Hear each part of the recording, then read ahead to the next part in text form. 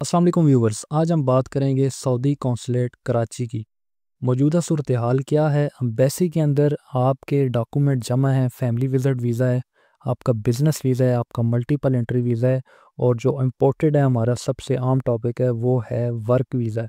आपका work visa agent ने जमा कराया हुआ है, उसके साथ क्या क्या ऑब्जेक्शन आ सकते हैं या आए होंगे, आपके डॉक्यूमेंट कहाँ हैं, एम्बेसी के अंदर है, ड्रॉप बॉक्स के अंदर है, और इस हफ्ते में जो जो ऑब्जेक्शन हमने देखने को मिले हैं वो भी आपके साथ डिस्कस करेंगे इस वीडियो में। जितनी भी इंफॉर्मेशन होगी एम्बेसी के रिलेटेड, कोटा के रिलेटेड और फैमिली विजिट वीज़ा के स्पेशली, उनके साथ इस टाइम क्या क्या मसाइल आ रहे हैं एम्बेसी के अंदर, वो जितनी भी बातें होंगी आज आपके साथ डिस्कस करेंगे। हमारी छोटी सी रिक्वेस्ट है, हमारे इस चैनल को सब्सक्राइब करें, वीडियो को लाइक करें, ताकि इसी तरह की इंफॉर्मेटिव वीडियो आप तक बआसानी पहुंचती रहे। सबसे पहले बात की जाए बिजनेस वीज़ा की। बहुत से लोग पूछते हैं कि बिजनेस जो वीज़ा है वो एम्बेसी कितने दिन का इशू कर रही है। इस टाइम सिंगल एंट्री 90 डे का ही Saudi consulate Karachi business visa issue कर रही है। ये जो इशू करने की डेट है ये तकरीबन जो है 10-15 दिन लग जाते हैं एम्बेसी वीज़ा इशू करने में। और मल्टीपल एंट्री की बात की जाए तो इस टाइम सऊदी कौंसलेट के अंदर सिंगल एंट्री ही वीज़ा इशू हो रहा है। और बहुत से लोग ये भी पूछते हैं कि कब तक मल्टीपल एंट्री वीज़ा ओपन हो जाएगा।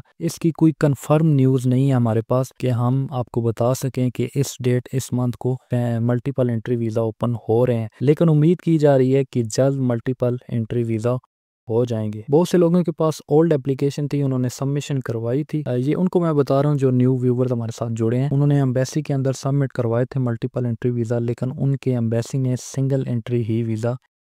फैमिली विजिट वीज़े की बात की जाए तो इस टाइम सबमिशन इतनी ज़्यादा है ताशीर ऑफिस सेंड टू एम्बेसी कि आप सोच नहीं सकते। एम्बेसी के अंदर बहुत ज़्यादा रश है, जिसकी वजह से स्टम्पिंग जो है वो मुतासर है, वो डिले है, लोग परेशान हैं। 25-25 दिन हो रहे हैं फैमिली विजिट वीज़ा इशू नहीं हो रहा। इस टाइम एम्बेसी के अंदर फैमिली विजिट वीज़े के हवाले से कोई कोटा सिस्टम तो नहीं है, लेकिन हम अपनी जो तरजीह है उससे आपको बताते हैं कि इस टाइम फैमिली विजिट वीज़ा हर मंथ का एक इन्होंने कोटा सिस्टम रखा हुआ है, लेकिन ये कंफर्म न्यूज़ नहीं है। ये हम अपनी जो तहकीक है उससे बता रहे हैं कि एक मंथ के अंदर वो लिमिटेड वीज़ा जो है वो एम्बेसी इशू कर रही है, उससे ज़्यादा वो इशू नहीं कर रही है। इस टाइम जुलाई वाले जितने भी केस थे जिनके साथ ऑब्जेक्शन नहीं था वो तकरीबन सारे इशू हो गए हैं। अब जितनी भी केस पेंडिंग में है वो अगस्त वाले हैं, वो 1 को जमा हुए हैं, वो 2 को जमा हुए हैं, वो अभी तक कुछ डिले में है। अब बहुत से लोग कहते हैं कि हमारा 3 दिन 4 दिन में इशू हो गया है, तो ऐसा नहीं होता। एम्बेसी के अंदर किसी का जल्दी हो जाता है और किसी का डिले हो जाता है। इसका कोई अप्रूवल नंबर नहीं होता कि इसका अप्रूवल नंबर पहले है तो इसको पहले हम इशू कर देंगे, इस तरह नहीं होता। एम्बेसी के अंदर आपके डॉक्यूमेंट सबमिट है तो वो 3 दिन के भी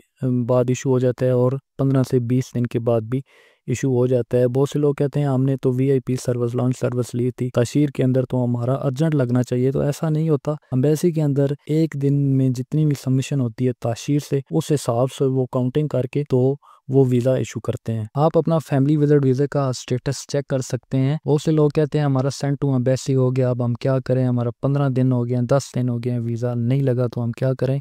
आप कुछ नहीं कर सकते इंतज़ार के अलावा। हम आपको बताते हैं कि 15, 20, 25 दिन के अंदर वीज़ा जो है वो इशू हो जाता है। इस टाइम थोड़ी सी स्टम्पिंग स्लो है, आपको मजीद वेट करना पड़ेगा। और साथ में हम डिस्कस करेंगे जो हमारा मेन टॉपिक है वर्क वीज़ा के हवाले से। बहुत से व्यूवर्स, बहुत से नाजरीन हमें देखते हैं वर्क वीज़ा के हवाले से, उनको अपडेट चाहिए होती है, हमें रोज़ SMS करते हैं कि सर हमें बताएं हमारा वर्क वीज़ा कब तक लग सकता है, एम्बेसी कब तक इशू कर सकती है। तो इस टाइम आपको बताता चलूँ, एक तो एम्बेसी के अंदर कोटा सिस्टम लगा हुआ है। कोटा सिस्टम जिनको नहीं पता, इस टाइम एम्बेसी के अंदर 15 का कोटा चल रहा है। 65, 66 टोटल ड्रॉप बॉक्स हैं। एक ड्रॉप बॉक्स के अंदर 15 पासपोर्ट जमा होते हैं और वो एम्बेसी जाते हैं और उनका वीज़ा इशू हो जाता है। इस टाइम अगर आपका वर्क वीज़ा एम्बेसी में जमा है तो आपके 25 दिन लग सकते हैं उसको इशू होने में या उसकी डेट चेंज होने में। अब आपके डॉक्यूमेंट जमा हैं, एम्बेसी के अंदर हैं या एजेंट के पास हैं, ये आपके एजेंट को ही पता है। आप जब फिंगर करवा के अपने अगले दिन अपने डॉक्यूमेंट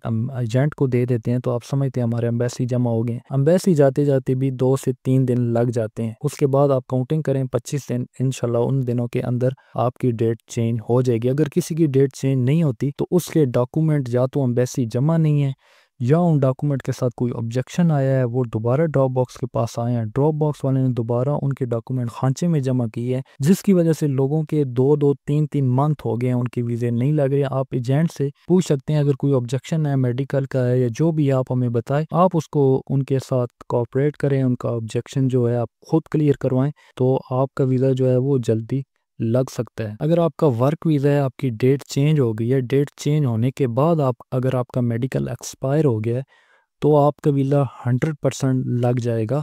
उसमें मेन चीज़ ये होती है कि आपके डॉक्यूमेंट अंडर वर्किंग आ गए हैं, आपके डॉक्यूमेंट एम्बेसी के अंडर प्रोसेस शुरू हो गए हैं, तो अब आपका मेडिकल एक्सपायर हो गया, तो आपका वीज़ा वो इशू कर देंगे। अब एक लड़के का कमेंट्स आया था कि मेरा डॉक्यूमेंट अंडर प्रोसेस आ गए हैं, ई नंबर की डेट चेंज हो गई है, अब मेरा फिंगर ऑब्जेक्शन आ गया है इस टाइम। इन 2 दिनों में हमने देखा है बहुत सी सबमिशन हुई है, 4-5 दिन एम्बेसी बंद थी, उसके बाद मंडे को जितनी भी सबमिशन हुई है उसमें ज़्यादातर जो ऑब्जेक्शन थे वो फिंगरप्रिंट के आए हैं, उनके फिंगरप्रिंट ऑनलाइन नहीं हुए एम्बेसी के अंदर। तो एक तो ये बड़ी इंफॉर्मेशन थी जो आपके साथ मैंने शेयर की है। अगर आपकी फिंगर का ऑब्जेक्शन आ गया, आपकी डेट चेंज हो गई है, आपका मेडिकल भी एक्सपायर हो गया है, तो फिर भी आपको टेंशन लेने की ज़रूरत नहीं है। आप दोबारा ऑब्जेक्शन क्लियर करवाएं। ऑब्जेक्शन वाले जितने भी केस होते हैं, जब उनका ऑब्जेक्शन क्लियर हो जाता है, तो वो जब एम्बेसी के अंदर जाते हैं तो वो डायरेक्ट जमा हो जाते हैं, वो किसी ड्रॉप बॉक्स के अंदर जमा नहीं होते। और लोग ये भी पूछते हैं कि अकद अमल के बगैर वीज़ा इशू हो जाएगा। अकद अमल के बगैर, नेफ्टेक के बगैर वीज़ा इशू नहीं होता, जो जेन्युइन तरीका है। आपको ये दोनों चीज़ें लाजमी रखनी होगी, उसके बाद आपका वीज़ा इशू होगा। इसका थर्ड तरीका ये है कि इसका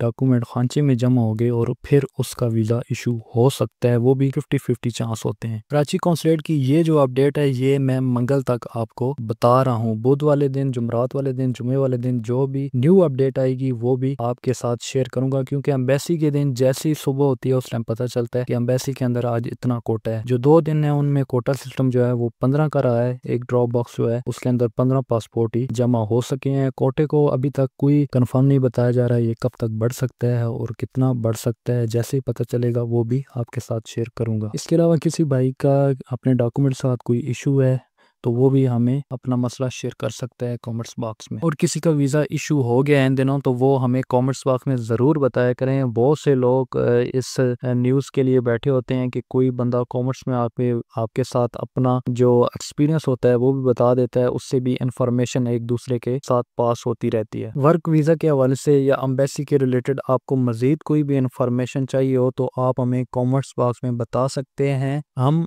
आपको जल्द से जल्द रिप्लाई करेंगे। और हमारी लास्ट आपसे फिर रिक्वेस्ट है कि हमारे इस चैनल को सब्सक्राइब करें, वीडियो को लाइक करें, ताकि इसी तरह की इन्फॉर्मेटिव वीडियो आप तक बआसानी पहुंचती रहे।